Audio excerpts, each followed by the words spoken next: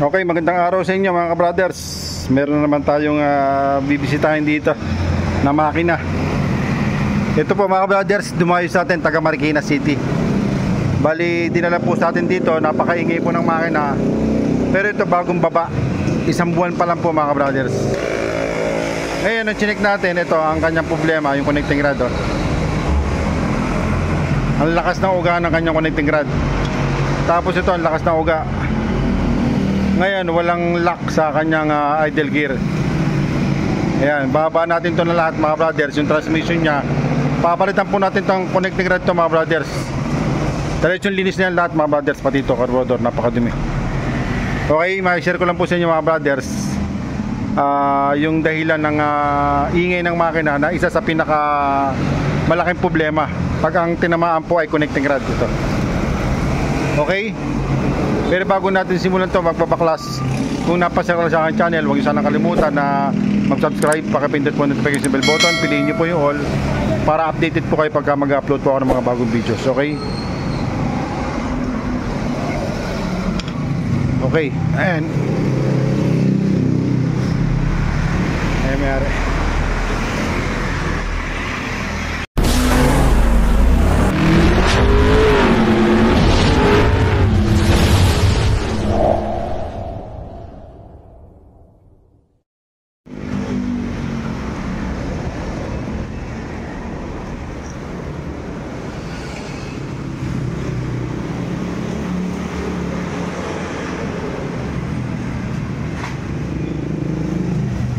Bali, isang buwan pa lang ito mga brothers na nabababa. Ngayon, ang nangyari po rito mga brothers, pinaltan nila ng connecting rod at saka nila pinaltan ng block.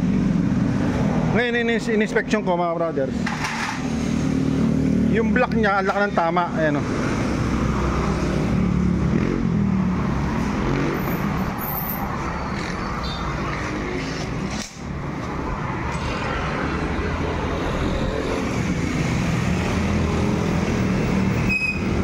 Ayan, malaki po ang tama ng block niya mga brothers. Kaya ito, malamang sa malamang po ito mga brothers, maring yung kanyang oil passage ay nabarahan. Ito kasi nung chiniko ito kanina, nung binaklas to, madumi po itong loob nito kanina. Ito, itong kanyang oil screen.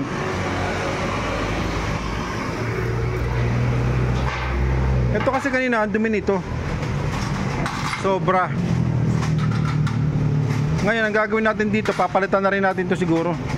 Babaklasin natin to dito para ma-check natin yung oil screen nya. Kasi tinamaan kagad yung block niya tsaka yung connecting rod eh.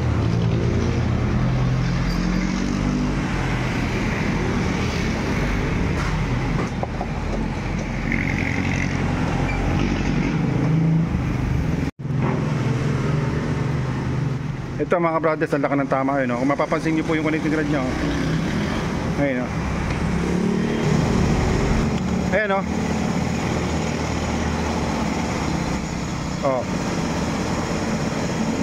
Kulang ng isa. Ng washer daw. Ay, sorry. Ng washer isa, no? Kulang ng isang washer, oh. Pero ito bagong baba pa yata ng connecting rod. Ayan.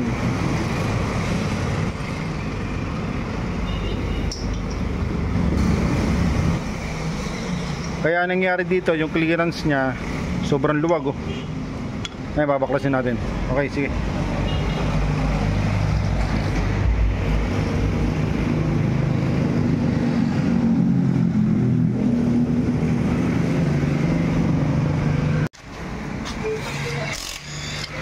Ayan, lilinisin natin mabuti mga brothers para solve naman yung dumayo na to, taga Marikina. Kasi ito bagong baba pero ang dumi pa rin ng makina mga brothers.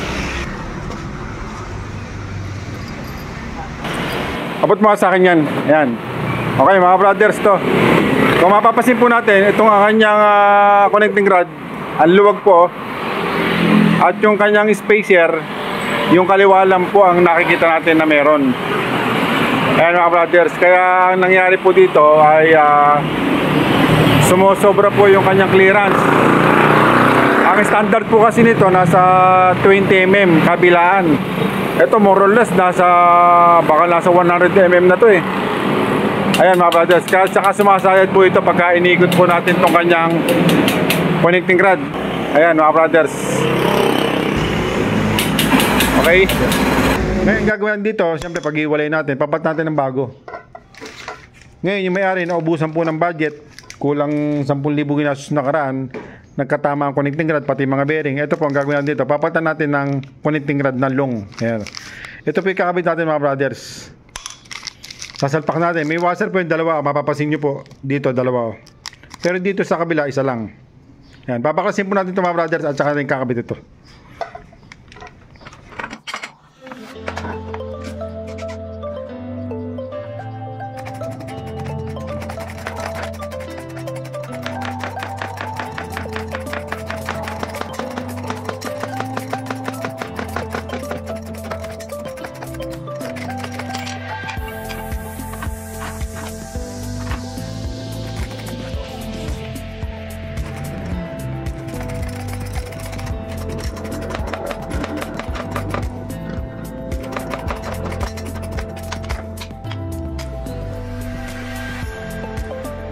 Kinain po mga brothers.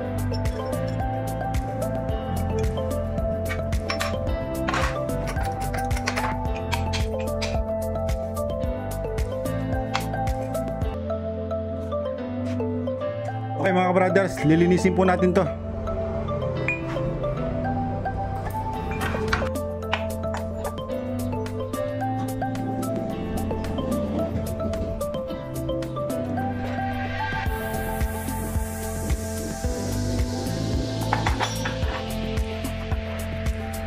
Lagay po natin itong kanyang pin mga brothers. Itong butas na to, tatapat lang natin to.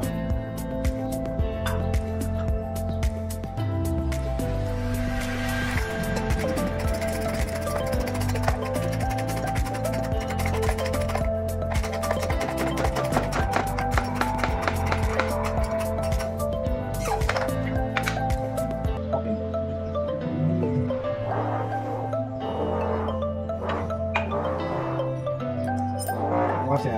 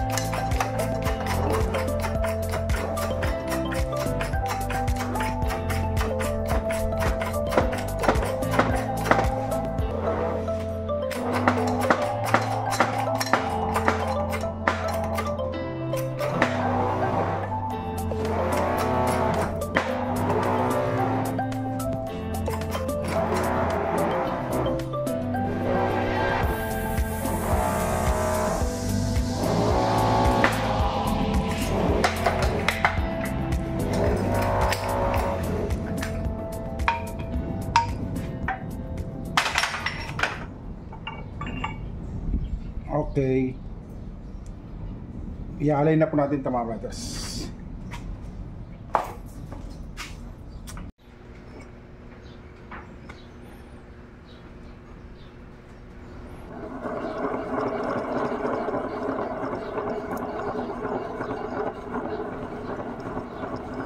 Yan mga brothers, oh. I-align pa po natin yan kasi malayo, oh. Oblong.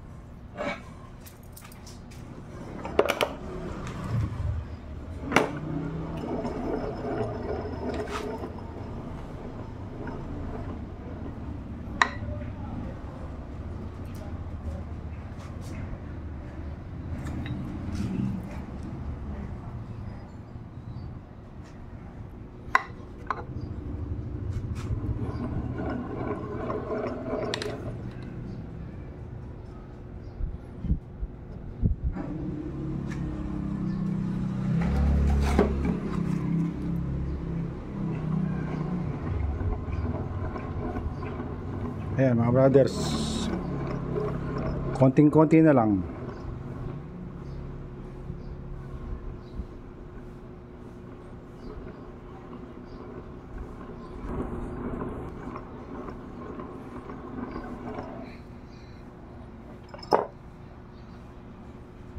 Two 2,000 years later.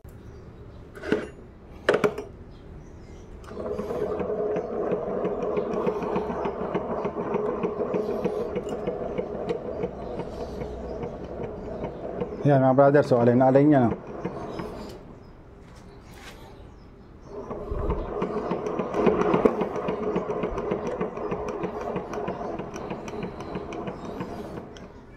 Okay mga brothers, nadali na po natin. Ayan, ganyan lang po pag-aalay ng Kawasaki Barako, yung kanyang connecting rod mga brothers. Okay, ito yung pinagpalitan niya, oh. Ayan mga brothers, oh. Sinira po yung kanyang connecting rod, no? Ayan, oh, makikita nyo.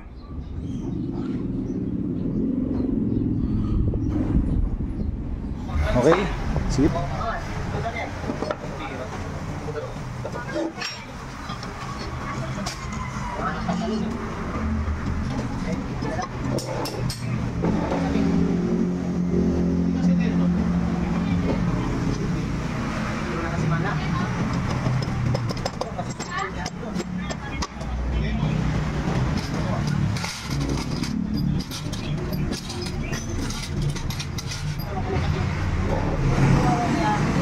Okay mga brothers, ito na salpak na po natin yung makina.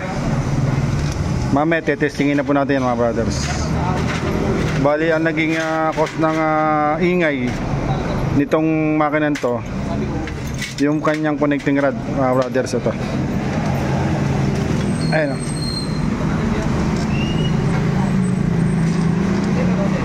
bali isang buwan lang pong ginamit ito.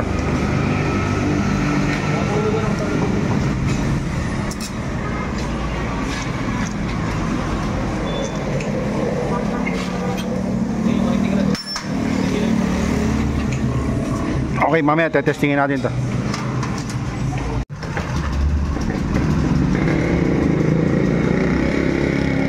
Okay mga brothers, tapos na po natin yung ginawa natin project na taga Marikina. Okay na. Boss, ingat kayo, ha.